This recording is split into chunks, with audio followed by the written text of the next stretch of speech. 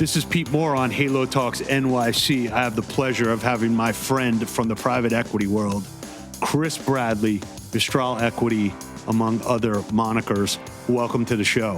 Thank you, Pete. It's great to be here, and a beautiful view, beautiful day that you chose to do this on. Yeah, there might be some global warming going on, but we'll just enjoy it with a little bit of AC underneath it, so we're all good. Right on. So you and I have been talking about deals in the Halo sector and food and beverage for, I'd say, a short 15 years-ish. Yeah. So you've done a lot in your career. You've started with a group, that I think is really interesting and on the consumer side and kind of morphing into fitness and spa and other things, Halo.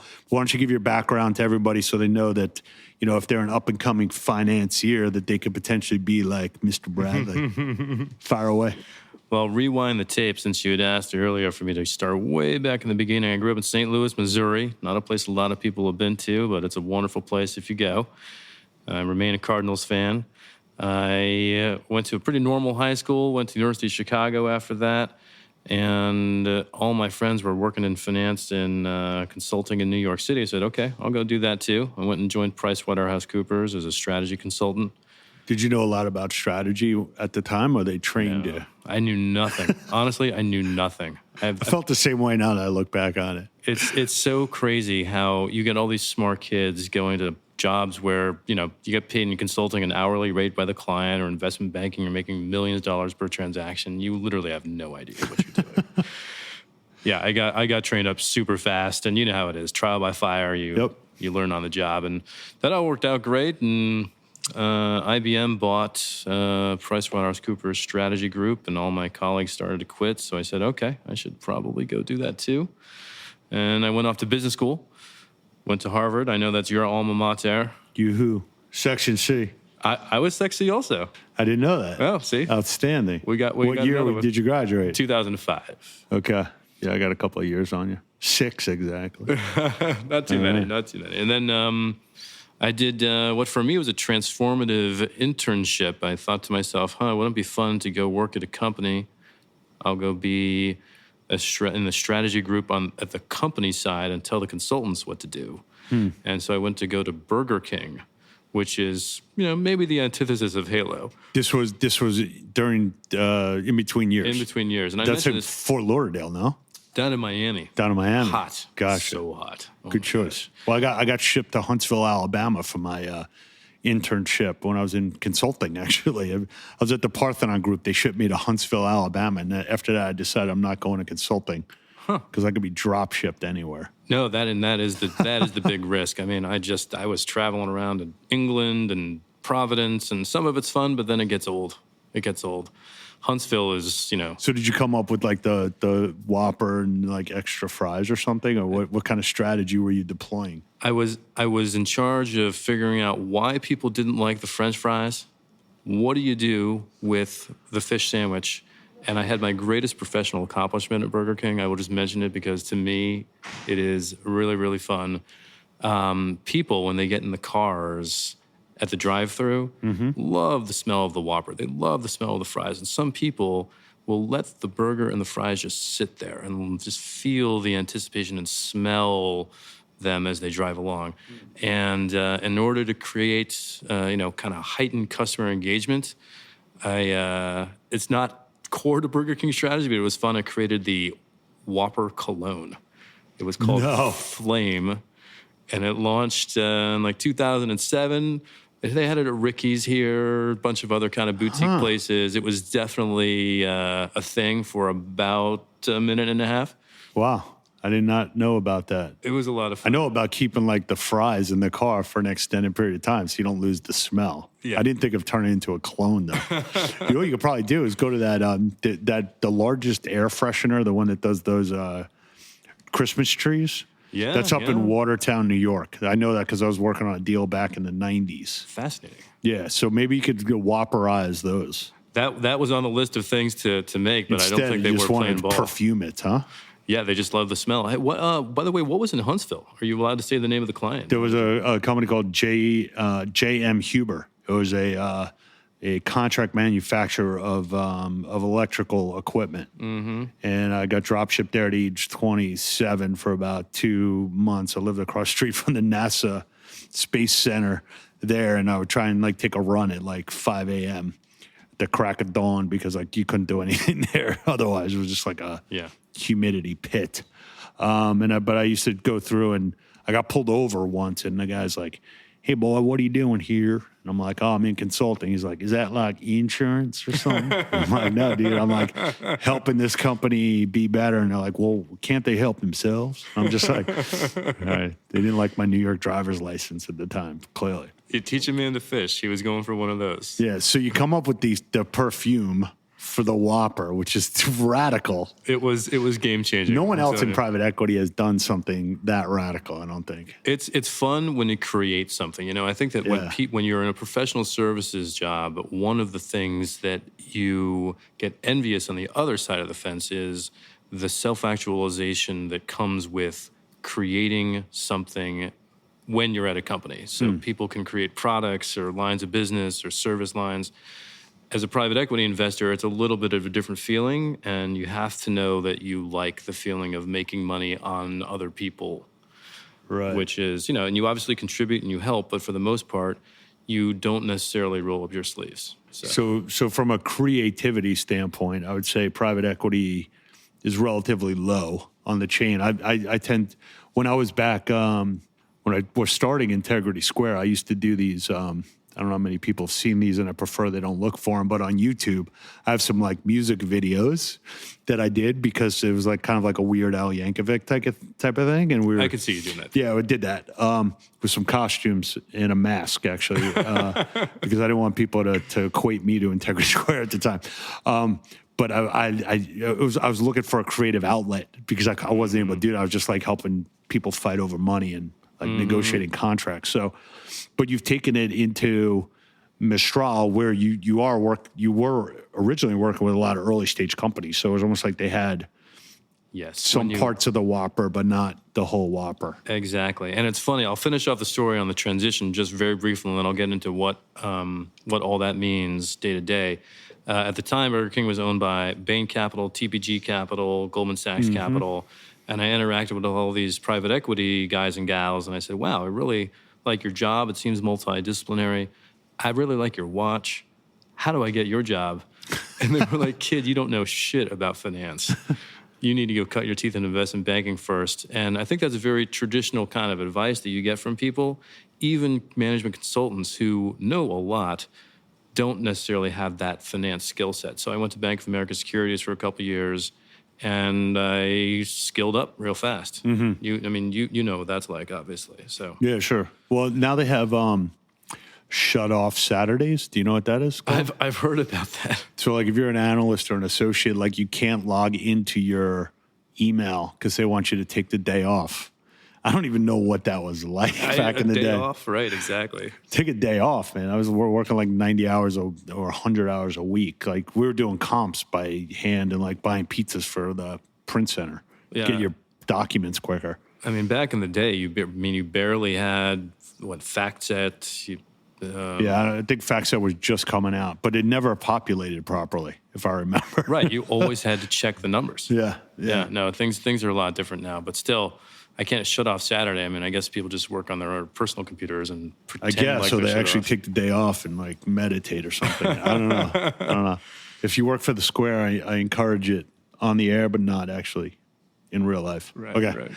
But so then I transitioned from into an actual private equity job, and Mistral started as it's a traditional kind of middle market buyout and growth shop. And I'm going to say something that's very obvious. What you saw over the years is kind of a commoditization of the leverage buyout skill set. It used to be that the math behind that and finding the deals to, pile on debt, pay that down, just like one does with a mortgage, that used to be a thing that you could differentiate yourself on as a strategy, but no more. And the competition, the number of dollars flowing into that asset class was so large that people started to transition into growth investing because the growth investors could really produce some risk-adjusted returns that were very attractive to limited partners. So started doing some growth investing at Mistral, and the more you do it, the more skills you build in helping teams, and the better you get at identifying early stage opportunities. And so it started to just kind of drift down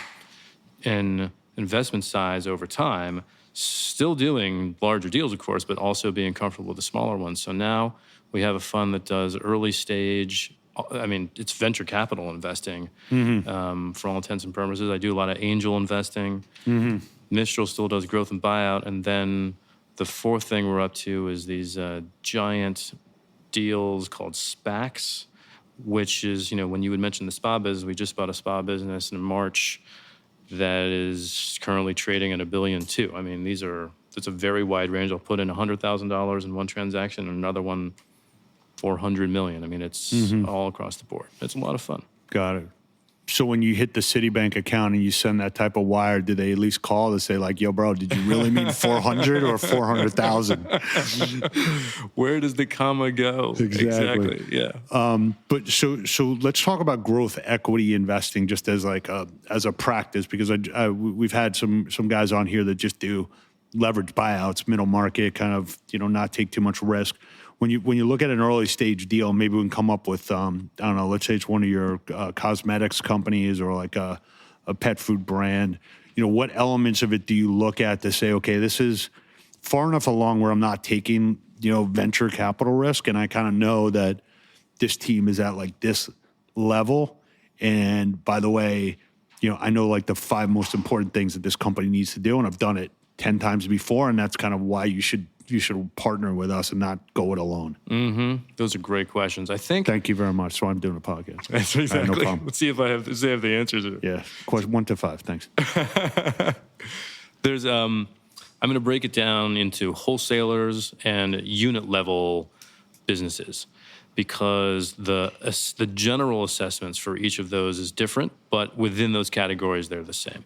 For the wholesalers and across both of them, you're looking for, and this is not going to necessarily be a genius level comment, but at least it's worth saying, in an ideal world, achieving something that is relevant to people's lives. So what does that mean to me? It means like what people want generally is they want to belong, they want to be in control, they want to be acknowledged, and they want to be their best selves.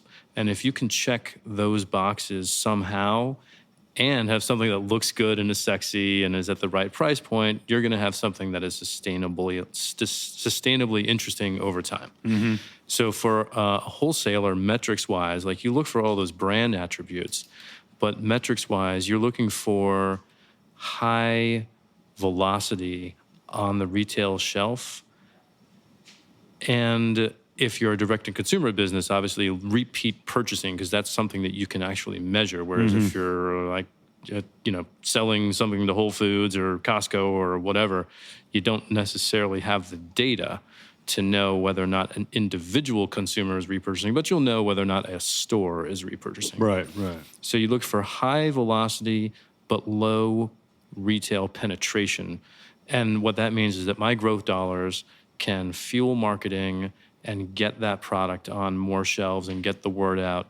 And that is the recipe for success. Now, the rest of it, obviously, execution, because you can't just, spend $1 willy-nilly. You got to make sure you know how to spend it and what the right ROI metrics to measure are. So, but in any event, I look for that in categories, of course, that are growing in X, Y, and Z.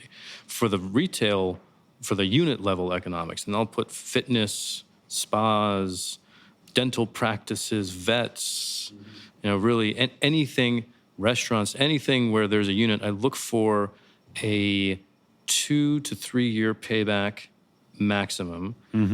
And the reason for that is because you can see in year 3, you're going to have essentially, because the inverse of that is a 30%-ish cash-on-cash return, Right. which is reflective of the returns that an investor in the asset class would require to put their money at risk. So let's just take people through what that means. So if I'm going to build let's say I'm building a Blink Fitness, and I put down $1.5 million, then let's say in year 1 I make 500,000, year 2 I make 750, year 3 I make 750 of what we call EBITDA. So that would be like a 2.5 year payback. So that would kind of fit your 100%. your bill. Okay. 100%. So And that people year understand the return on invested capital is I'm returning all of my invested capital in that 2 to 3 year period of time. That's right. And that essentially means that, hey, this is a good bet. And one of the beautiful things about, and people really don't like unit economics these days because they're like, oh, everything's on Amazonable and you're competing for customer traffic and X, Y, and Z. I'm a big believer in the experience economy. And if you can provide somebody with a feeling that they can't get somewhere else, obviously if it's a product, yeah, you're going to have that risk. But in that example of a Blink Fitness, people are going to go work out. Obviously it's we're here talking about Halo. Like this is an obvious thing to, I think, the audience listening. So I think that the beautiful thing about retail, you can just punch out more boxes. Right. And so long as you know where to locate them and you've got an operations team that knows how to train and knows how to make sure the customer service is there, you are going to be successful. Mm-hmm.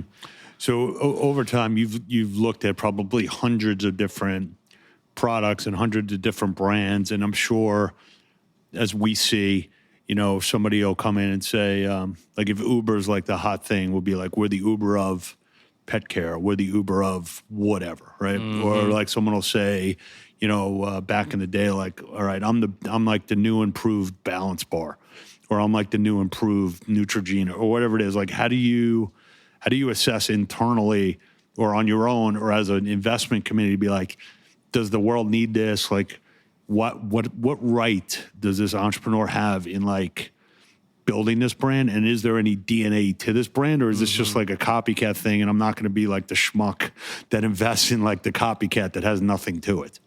Yeah, I mean, you've hit the nail on the head of like, wow, that is the hardest question to answer because the barriers to entry, certainly in consumer products, are near zero. Right. And the barriers to entry in retail are getting to be near zero. One of the things that, at least in retail, you've got is a physical location that nobody else can have because you've got that address.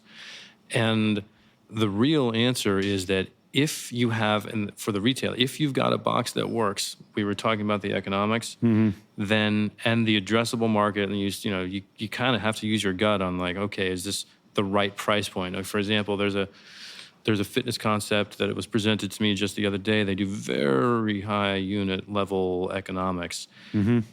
And they're very profitable, and yet you can't see a world where they can move into the middle markets. So they're really going to be isolated into the coasts, maybe Chicago, Dallas. But other than that, they're really, and so I wouldn't invest in that concept because I'm the steward of professional money. If it were my own money, I'd be okay with that because that's a good personal investment, but there's not really going to be an exit for that particular. So in any event, the long-winded answer to that question of how do you know is by looking at how well has it done and is the brand truly differentiated? And the only way to assess that is by looking at social media, asking around. In the best case, if we're putting in enough money and we can afford the diligence costs, you do a consumer survey and you can benchmark the feelings that people have for these brands against others.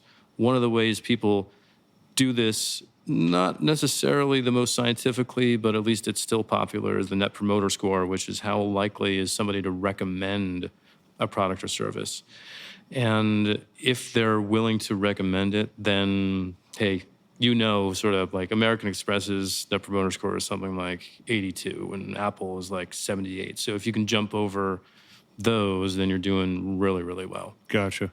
So when you've had a successful run and a successful exit on a product or a company, do you then proactively say, hey, let me go find like the same product in like the pet industry or same product in the dental? Like how does investing and maybe successes and failures kind of like guide you, or like you're not at a point? I know you're not the type of guy who just like waits for a book to come in. Like those days are kind of over. They are over. The best example. Although I just did send you a book last week, so please, I encourage you to read it. I always say yes. Okay, of course, thank from you. you, Pete, they're different. All right, differentiated PDFs. Thank you. That's Integrity right. Square has logo now. The future of PDF. All right, go ahead. The best example I can give of that is in 2010, I had found a business that had, I think, probably 10 locations. It was doing like 10 million of revenues, and it was a furniture company. Okay. That's not a category that anybody really was excited about or is. I mean, furniture is one of the most boring categories around. However, they had a product that could be sold on the internet. It's a modular sofa.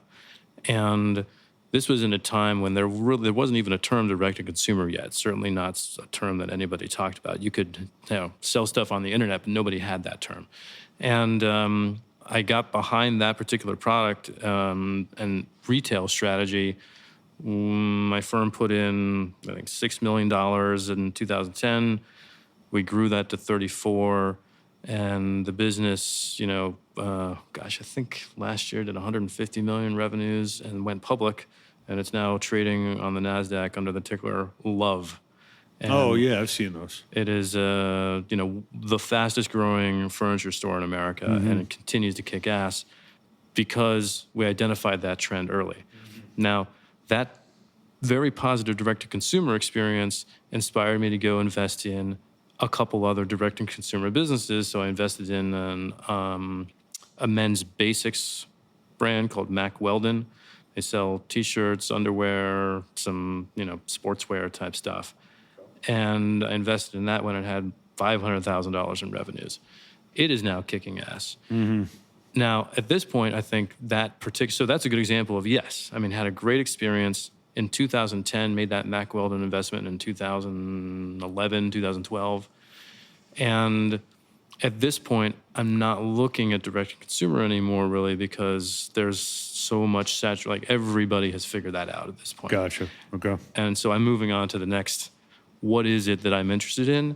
And for me, that's all about... Do you want me to bleep this out so people don't get there first? No, it's okay. It's all Our right. distribution is relatively limited right now, so I don't think it's going to evoke any mass competition. It's about mental and spiritual well-being. So as an example, I've put some money into a business. It's flying way under the radar, and I won't even bother saying the name. That's an on-demand mental health clinic, so kind of City MD for therapy. And... there's online versions of that, which I think kind of falls short of what customers are looking for. Yeah. But this one I think will be a good one. I was thinking maybe to infuse mental health, short bursts of mental health therapy in high-end health clubs, where it would be kind of confession. We call it shower curtain confessions. And as you're taking a shower, you can just talk to someone. And they won't be able to see you. Pete, are you trying to meet people in the shower? Is that how that's going to work? No. These are all individual showers. But good point. Thanks for keeping me on track since I just got engaged. Mazel. Thank you. I think that there's going to be a lot of experimentation on that side of the business. It's going to be a question of whether somebody on an app or a 1-800 number is going to suffice. I think you really need to talk. If you have a problem, you need to actually talk to someone face to face. Would be probably the most direct way to solve a potential problem. And there's nothing that's going to replace the energy that people feel when they're together. Right. I'm a firm believer in that. And obviously, there's nothing wrong with the online solutions because, hey, when somebody's in a dire need, that's something you should explore. Better that than nothing. Do you think that a mental health clinic, should it say that on the door, or should it just say happy place, and then people don't really know what it is unless you need to know? Right, exactly. Well, so it's interesting. This one, it has the word health in it, okay? Because the belief is that you can transition that brand into a number of different categories, and so if you're thinking about what do you want to be for the future, it's not just this walk-in mental health clinic, and it's kind of, I think about what Halo means. It's exactly about people are trying to be their best selves, and this is just one way to go about it. Well, I used to, growing up, we're about the same age, so growing up, therapy was a bad word. Yeah. And in our family, there was one cousin that went to therapy, and he was quote unquote crazy. Yeah, right? It was a crazy one. Right. Yeah, so I never thought that therapy was an option because I'm not that guy. Although he's very entertaining, great to hang out with, but you didn't want to be psychologically like him. But I think the world has made pretty significant strides over the last 5 years that mental health is now kind of like exercise for your brain, just like a fitness center is. That's right. So I definitely got more comfortable with that. But I did have a scar on the view of it. 100%. I think it's helped when people talk about their experiences with it. I think when you, I mean, do you remember the movies when we were growing up? People would kind of have a movie set in L.A. and everybody was getting going to therapy and getting vegetarian food and. What movie is this? I just have like movies in general. Oh, they yeah. were like just feel like they help popularize the concept. Now Right. everybody talks about it. Yeah, I think I don't know. I mean, it's tough when and going a little deep for a second here. Like, you live in a free world. People can argue whether you're free or not, or what politicians say and this and that. But like, you have air conditioning, you have home, you have food anywhere around the city. Like, what are you depressed about or what are you upset about? It's like, I guess every society has their own, what's norm and how should I feel. And then it's like, my response is, if you go, as an example, like, let's say there's a 10-year-old kid who goes from one school district to another school district because their parents moved and they're like depressed for a week.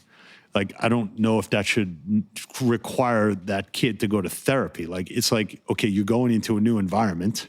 You're not supposed to make friends, within 2 hours of getting there. Like, it's part of life of like, get it, yes. like, go put yourself in some boiling water and like figure out how to get out, or figure out how to make it, lower the temperature. And so I feel like it could go to an extreme, but I don't, I also want to make sure people go to the gym first and say, okay, how do you feel now?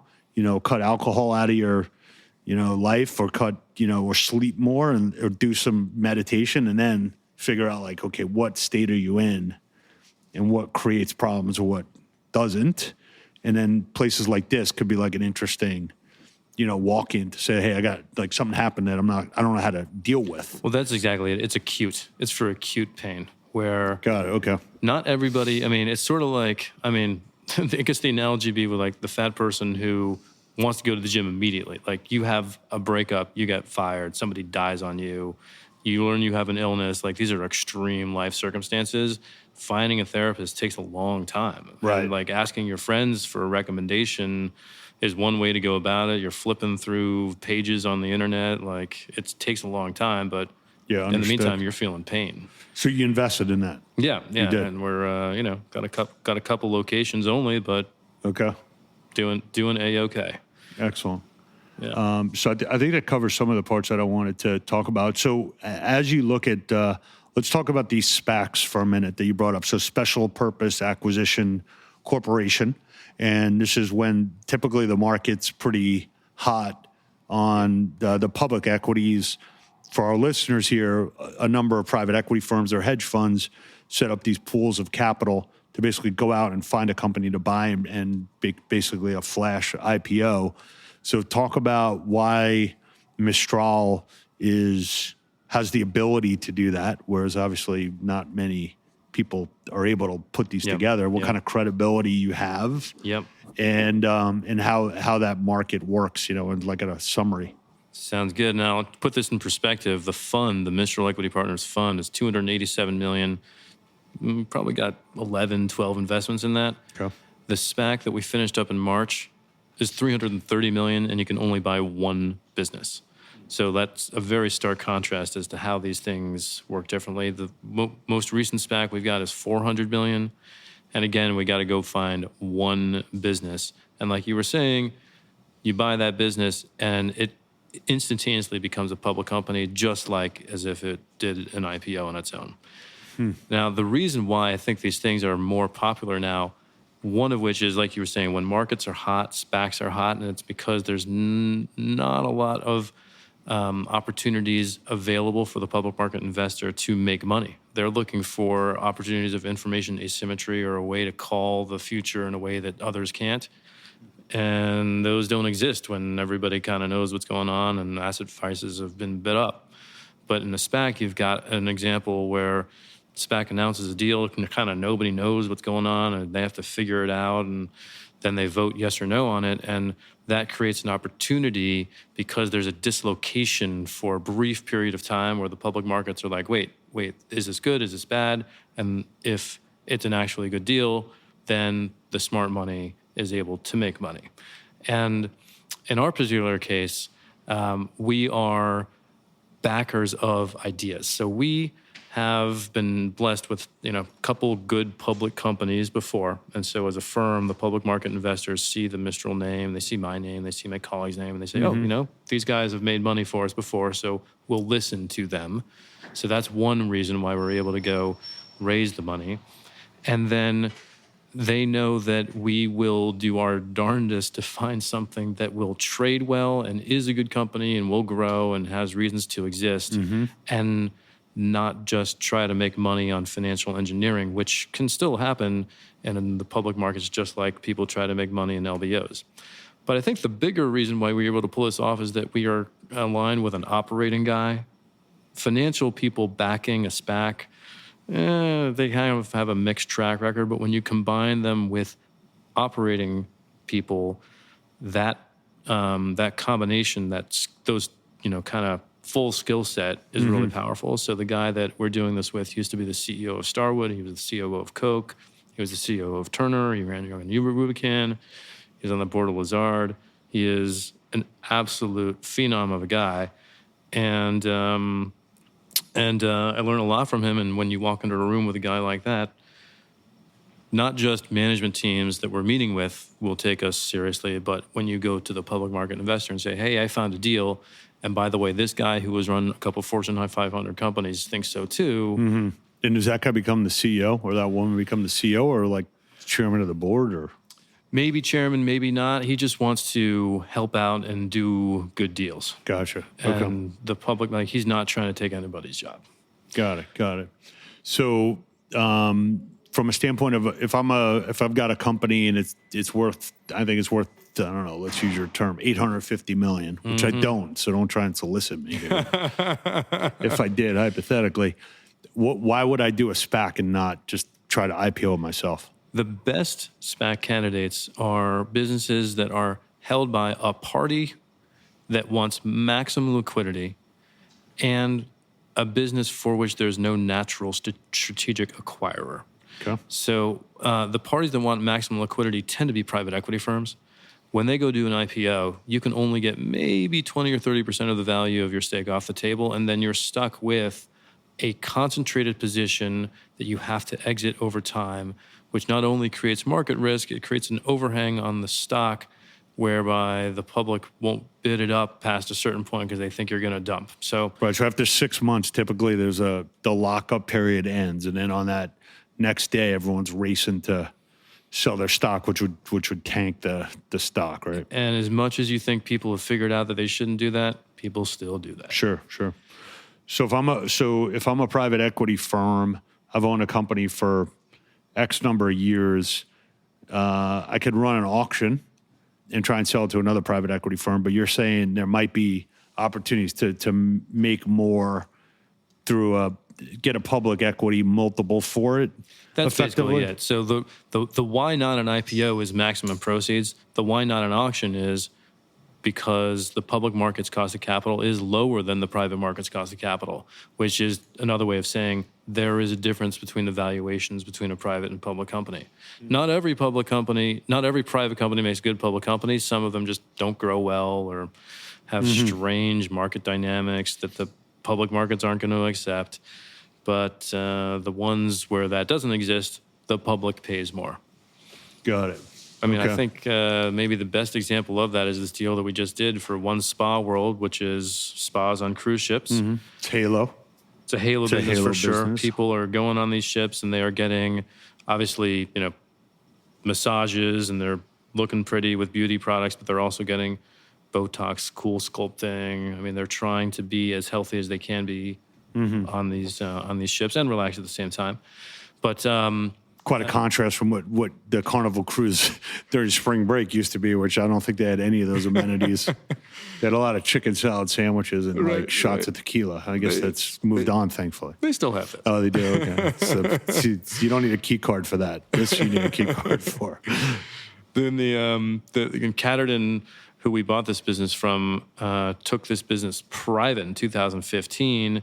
They took it private at a multiple of like 9 times EBITDA, and we bought it at a multiple of 15 times EBITDA. Now, there are many reasons why the business transitioned from the past to where it is now, but even that, as a private versus public market arbitrage, kind of speaks for itself. Got it. So as you look to the future here, you talked about mental health. You talk about some of these, the DNA of brands and what they can accomplish and how you can help them. Where do you see the next phase of where you're going to be spending your time? Well, definitely for the up to at least 2 years, going to be very focused on these SPACs. That's for sure. Because hey, we've got to pull it off. The pressure is on, and I want it to be a good deal and all that stuff. And if you're an investor in our public stock, thank you very much for your support. And we'll be talking to you soon. But for the rest of my activities, it is 100% going to be on the sectors that you focus on, Pete. It's fitness, it's mental health, it's health generally. We were talking at the break briefly about how I'm super excited about the fertility industry, and things that help people. I mean, I keep saying it, but I really do think it's true. Help people be their best selves. Everybody's got enough stuff. And you hear the trends about millennials moving from stuff to experiences. I think it's a reflection of, honestly, like it's a beautiful time that we live in, that you can have the luxury of self-actualization, and things that help people feel that are, I think, going to be the winners.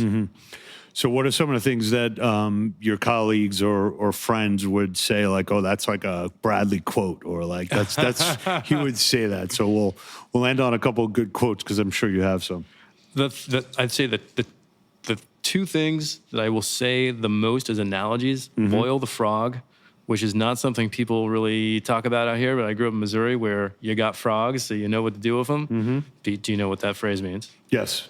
Okay. Yeah. Not everybody does. So Turn it up, right? Turn it up slowly. If you throw a frog into hot water, it jumps out. You put a frog in cold water and then turn up the heat slowly, it dies. Right. And so, there's a good way of making sure, like I use that as a metaphor for don't get used to anything. You've got to disrupt yourself, but you know that. And the second thing I'd love to say, cut the Gordion knot. That's just like something I say. Do you know that story? No, but go into it. Okay. Once upon a time, Alexander the Great was traveling across Asia and met this king. King had a daughter he was going to marry off. Said, okay, I'm going to tie this real complicated knot. If you can untie this knot, then you can marry my daughter and get my kingdom. All these people, and by the way, if you don't untie the knot, I'm going to kill you. So it's one of those stories. So all these people go up, they try to untie the knot. A lot of people are dying. Alexander the Great comes up and he says, aha, I know how to untie the knot. Takes out a sword, slices it in half, thereby getting the kingdom, the daughter, and this nice phrase. And so for me, that's an expression that means like, just stop overcomplicating things. Just cut the accordion knot. Yeah, cut the Gordion knot. Gordion. Yeah, I think it's King Gordius. King Gordius. All right, we'll fact check that and cut the knot. So it sounds like in this new world and this, lack of competitive advantage and, what's the moat? Maybe there is no moat around your business. It's really like, if you see an opportunity, like, go after it and don't strategize too much, like we talked about before. We don't need a PowerPoint. We need some Whopper perfume. I agree. So thanks for being on the show, and to everyone feeling, smelling, and being their best self, Chris Bradley, good to have you on. You're the best, Pete. Thanks, Thank bro. you.